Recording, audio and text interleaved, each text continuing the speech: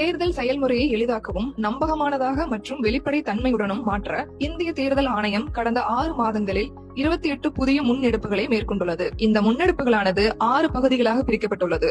அரசியல் கட்சிகளுடனான இணைந்த செயல்பாடுகள், தேர்தல் முறைகளை தூய்மைப்படுத்துதல், தொழில்நுட்பத்தின் பயன்பாடு, வாக்காளர் பட்டியலின் துல்லியம், வாக்களிப்பதை எளிதாக்குதல் மற்றும் திறன் மேம்பாடு ஆகியனவாகும். இந்த காணொலியில் நாம் மின்னணு வாக்குப்பதிவு இயந்திரத்தில் பதிவான வாக்குகளின் எண்ணிக்கை, வாக்குச்சாவடி பதிவேடுகளுடன் பொருந்தாத நிகழ்வுகளில் மேற்கொள்ளப்படும் கட்டாய விவிபேட் எண்ணிக்கை பற்றி பேச போகிறோம். மாதிரி வாக்குப்பதிவு தரவு நீக்கப்படாமல் இருந்தாலோ, மாதிரி வாக்குப்பதிவின் விவிபேட் சீட்டுகள் முழுமையாக அகற்றப்படாமல் இருந்தாலோ, அல்லது ஃபார்ம் 17C உள்ள பதிவுகள் மின்னணு வாக்குப்பதிவு இயந்திரங்களில் உள்ள தரவுகளுடன் பொருந்தவில்லை என்றாலோ விவிபேட் சீட்டுகள் எண்ணுவதை தேர்தல் ஆணையம் கட்டாயமாக்கியுள்ளது. வாக்குகள் எண்ணும் செயல்முறையில் முழுமையாக வெளிப்படைத்தன்மையை உறுதி செய்யும் நோக்கில் தேர்தல் ஆணையம் இந்த முயற்சியை எடுத்துள்ளது.